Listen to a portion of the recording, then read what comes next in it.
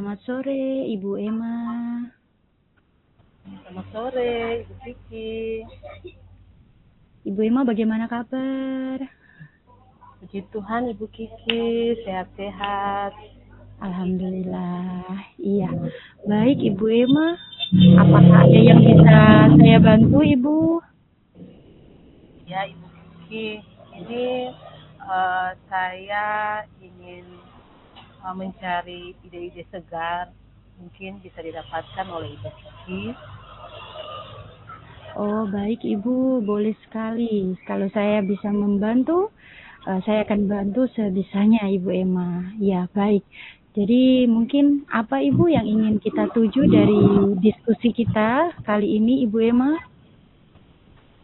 Ya, Ibu Kiki, ini di mana saya kan sebagai wali kelas Ibu.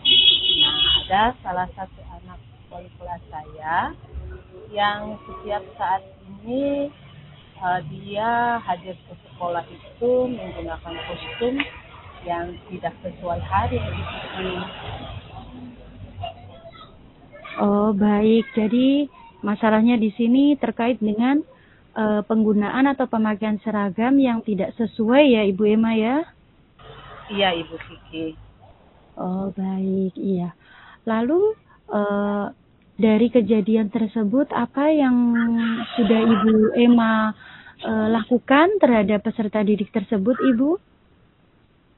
Ya, Ibu Kiki, di mana saya sendiri sebagai wali kelas telah melakukan pendekatan individu Ibu Kiki buat anak tersebut, Ibu Kiki. Oh, baik. Jadi Ibu sudah melakukan pendekatan ya kepada peserta didik tersebut. Iya. Eh, Langkah pendekatan seperti apa kalau saya boleh tahu Ibu Emma yang selama ini sudah Ibu Emma lakukan terhadap peserta didik tersebut, Ibu? Ya, di mana saya telah melakukan pendampingan selain buat anak tersebut, saya juga melakukan kerjasama pendampingan bersama orang tua Ibu Kiki. Walaupun hanya lewat via chat saja Ibu Kiki kepada orang tua, supaya bisa mendampingi anak ini di hari yang berjalan, tidak lagi menggunakan salah kostum Ibu Kiki. Oh, baik. Jadi yang sudah dilakukan selain pendekatan kepada peserta didiknya, Ibu Emma juga melakukan pendekatan terhadap orang tua ya, dengan cara mengirimkan pesan melalui WA. Begitu ya, Ibu Emma? Ya, Ibu Kiki, betul sekali. Oh, baik. Lalu dari yang langkah-langkah yang sudah Ibu Emma lakukan tadi, apa yang sudah perubahan apa yang sudah terjadi, Ibu Emma? Apakah ada perubahan ataukah masih sama begitu, Ibu? Ya, Ibu Kiki. Puji Tuhan, mungkin karena lewat via chat malam untuk mengingatkan orang tua maupun anak tersebut, sehingga anak ini di besok harinya sudah memakai kostum yang pas dengan hari yang berjalan, Ibu Kiki. Oh, baik. Jadi setelah pendekatan yang sudah dilakukan, langkah yang sudah Ibu Emma ambil ada perubahan, yaitu keesokan harinya dia sudah memakai seragam yang sesuai dengan aturan sekolah. Kemudian kira-kira apakah masih ada sesuatu yang Ibu Emma khawatirkan dari perubahan yang sudah terjadi tersebut, Ibu? Ya, Ibu Kiki, masih ada kekhawatiran yang saya rasakan ketika mungkin kendalanya saya lupa untuk mengingatkan anak tersebut, walaupun dengan orang tua, walaupun lewat via chat, mungkin saya mengalami lupa, terus ada kendala-kendala jaringan, jadi membuat saya juga cemas, Ibu Kiki. Jangan sampai ketika besoknya itu anak tersebut tidak memakai kostum yang sama di hari yang berjalan. Oh, baik. Jadi Ibu Emma merasa khawatir bahwa kalau misalnya eh, Ibu Emma lupa mungkin untuk mengingatkan peserta didik atau orang tua, maka anak tersebut kembali menggunakan seragam yang berbeda ya, yang salah kembali. Iya, saya bisa menangkap kekhawatiran itu. Lalu Ibu Emma kira-kira dengan kekhawatiran yang Ibu Emma rasakan tersebut, berarti langkah apa kira-kira yang bisa Ibu Emma ambil kembali untuk mengantisipasi kekhawatiran yang Ibu Emma rasakan, Ibu? Iya, Ibu Kiki. Mungkin saya akan meminta bantuan dari ketua kelas untuk membantu saya mengingatkan temannya supaya tidak lagi menggunakan pakaian yang salah di hari yang berjalan. Oh, baik Ibu. Berarti Ibu melakukan kerjasama ya dengan peserta didik yang lain, yaitu mungkin dengan ketua kelas, supaya bisa membantu Ibu untuk saling mengingatkan untuk peserta didik tersebut. Baik, saya rasa itu langkah yang tepat ya Ibu ya, saling kolaborasi antara wali kelas dengan peserta didik yang lain. Baik Ibu. Lalu menurut Ibu Emma, apakah langkah tersebut sudah membuat Ibu Emma bisa merasa tenang, ataukah masih ada lagi yang bisa Ibu Emma lakukan untuk mengantisipasi kekhawatiran yang pertama tadi?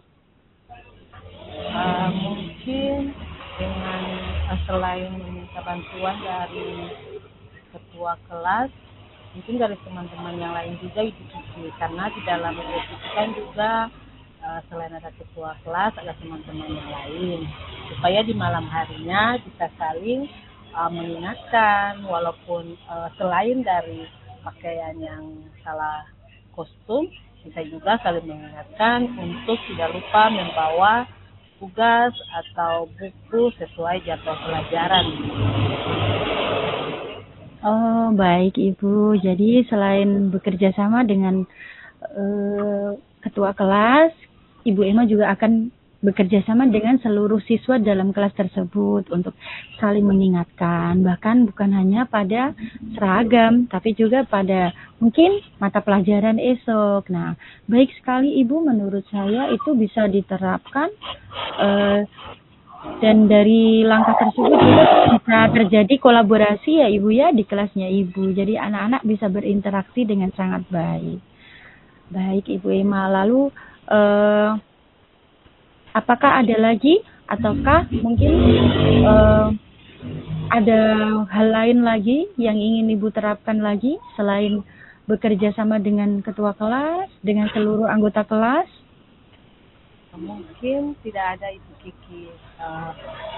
Untuk saat ini saya akan bekerja sama dulu dengan teman-temannya di dalam kelas dan juga ketua kelas. Lalu nanti selama seminggu atau 2 minggu lamanya saya akan melihat perkembangan dari anak tersebut, Ibu Kiki. Oh, baik Ibu. Jadi sementara itu langkah yang Ibu Emma akan ambil ya, sembari nanti Ibu Emma melihat perkembangannya. Bagaimana perkembangan dari peserta didik tersebut. Ya. Kemudian waktu yang akan Ibu Emma ambil untuk melihat perkembangan siswa tersebut, apakah hanya dalam waktu 2 minggu saja, Ibu? Ya, Ibu Kiki. Mungkin sedikit berkepanjangan ya, Ibu Kiki. Mungkin kalau tidak 2 minggu, bisa sampai 3 minggu saja, Ibu Kiki. Terus nanti ketika minggu itu sudah saya lihat perkembangannya bagus, berarti nanti saya tinggal memantau saja lewat via chat pesan yang disampaikan oleh ketua kelas yang mengingatkan atau teman-teman lain. Terus besoknya ketika ke sekolah baru saya akan memantau apakah selama 3 minggu ini, 2 sampai 3 minggu lebih ini berjalan dengan baik atau tidak. Oh, baik Ibu. Iya. Jadi nanti Ibu terus melihat secara berkala ya, berarti Ibu ya, 2 minggu seperti apa. Nanti Ibu Emma lihat lagi, mungkin 1 minggu ke depannya lagi apakah sudah baik atau belum. Iya. selain melihat perkembangannya, apakah ada lagi rencana tindak lanjut dari Ibu Emma untuk permasalahan yang Ibu Emma hadapi ini? Mungkin itu saja Ibu Kiki, dan saya juga tidak lupa untuk mengingatkan orang tua kembali dan supaya kerjasamanya, kolaborasinya, orang tua akan selalu mengingat walaupun ketika nanti mungkin saya yang lupa, sehingga kegiatan berkolaborasi untuk saling mengingatkan juga, kami ya sama-sama saling mengingatkan Ibu Kiki. Oh, baik. Jadi selain Ibu memantau peserta didiknya di sekolah, Ibu Emma juga akan terus berkomunikasi ya dengan orang tuanya supaya terjalin kerjasama begitu Ibu ya, antara Ibu dengan orang tua. Baik Ibu. Iya. Jadi Ibu apakah masih ada lagi yang masih mengganjal di hati Ibu begitu terkait dengan masalah ini? Iya, puji Tuhan, saya sudah mendapatkan agak sedikit terang, manfaat juga buat saya Ibu Kiki. Saya juga mengucapkan terima kasih buat Ibu Kiki yang bisa meluangkan waktu buat saya, kita berdua bersama-sama, di mana Ibu Kiki mau untuk menjadi coach buat saya, mendengarkan apa yang saya ceritakan di sore ini Ibu Kiki. Iya, baik Ibu Emma, sama-sama. Saya juga senang sekali saya bisa terpilih nih untuk menjadi orang yang bisa mendengarkan Ibu Emma punya cerita. Hal ini juga menjadi pengalaman juga untuk saya Ibu. Mungkin dari pengalaman yang Ibu Emma ceritakan, nanti bisa saya terapkan juga ketika saya menghadapi persoalan atau masalah yang sama ya Ibu ya. Jadi saya juga terima kasih banyak kepada Ibu Emma sudah berbagi cerita dengan saya di sore hari ini. Nah, mungkin juga nanti ketika bagaimana perkembangan dari peserta didik tersebut, mungkin Ibu Emma juga boleh menceritakan kembali kepada saya supaya kita bisa sharing bersama ya Ibu Emma. Ya Ibu Kiki, nanti setelah 3 minggu saya melihat perkembangan, mungkin Ibu Kiki dan saya kita bisa kembali lagi. Terus Ibu Kiki bisa coaching saya lagi Ibu Kiki. Siap Ibu Emma, baik. Saya siap untuk mendengarkan dan turut serta dalam mengikuti bagaimana perkembangan dari peserta didik Ibu Emma. Iya. Ya Ibu Kiki, terima kasih Ibu Kiki. Selamat sore. Iya Ibu Emma. Iya, selamat sore Ibu Emma.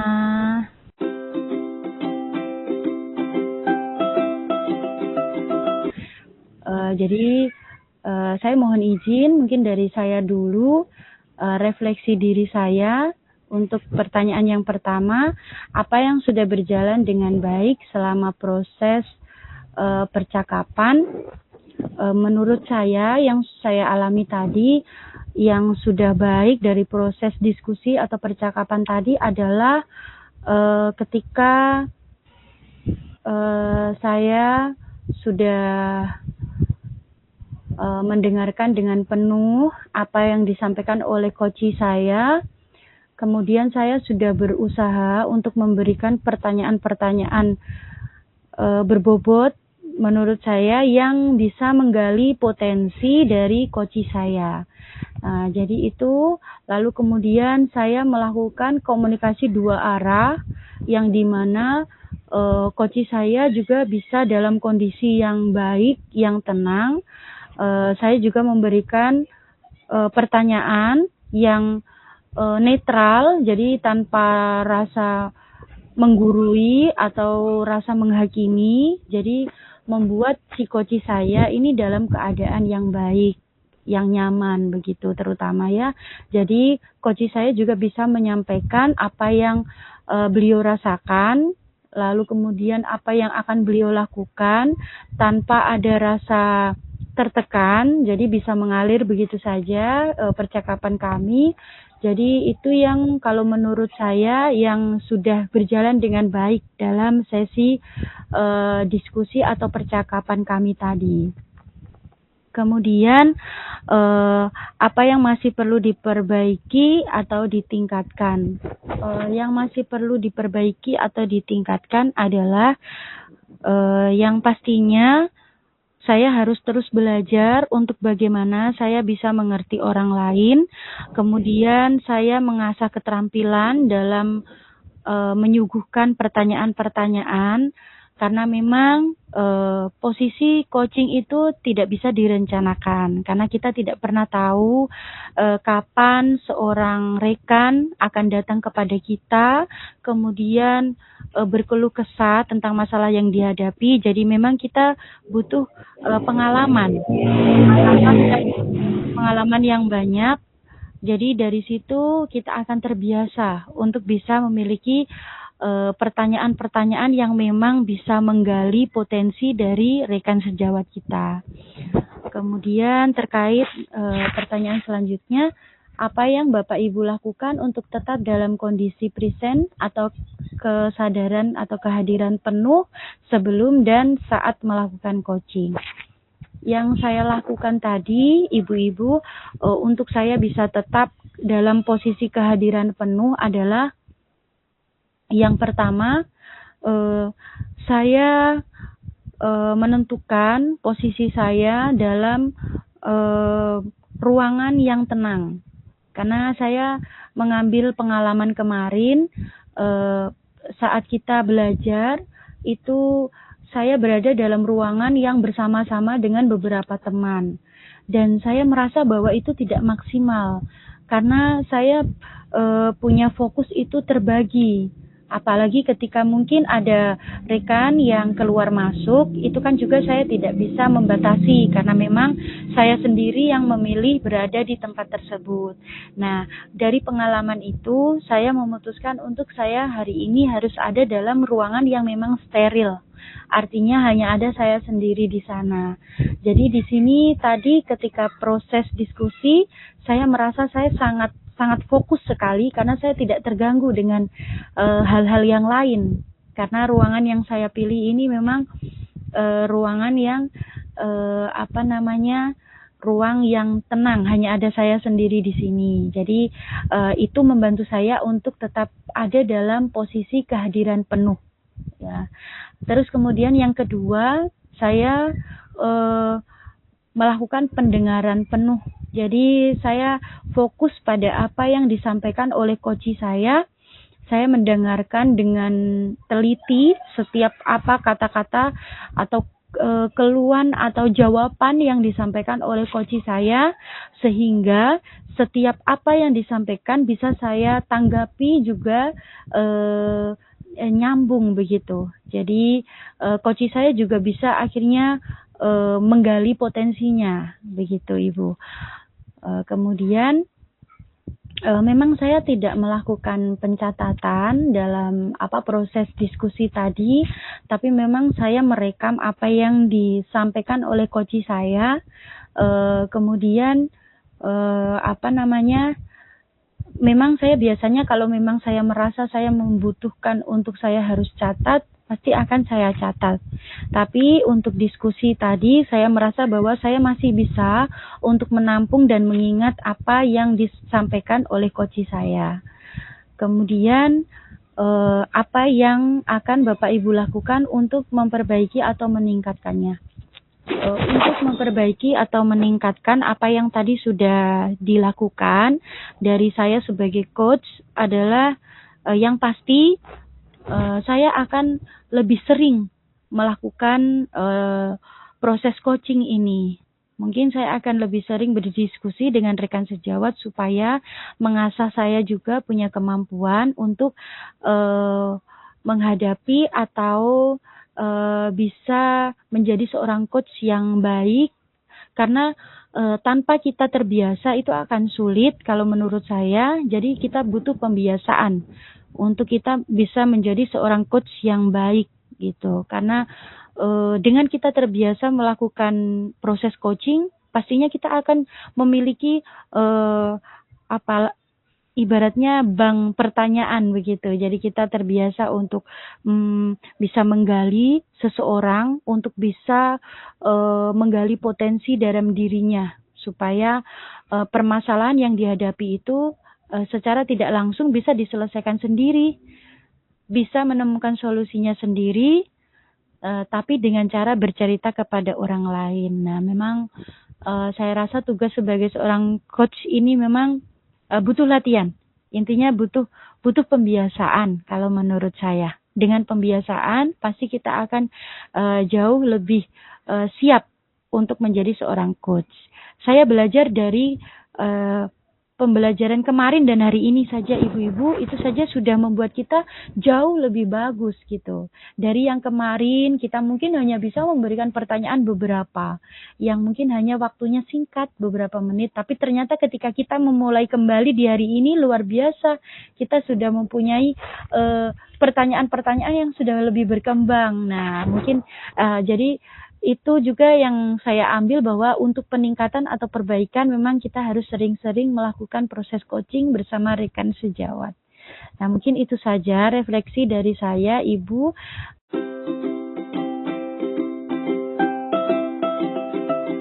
Kalau yang saya rasakan, ya masih saya senang.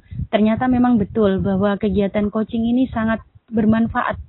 Bahwa ketika kita bercerita itu beban kita berkurang, bahkan kita bisa menemukan solusi gitu. Jadi memang luar biasa, proses coaching itu sangat membantu sekali. Baik.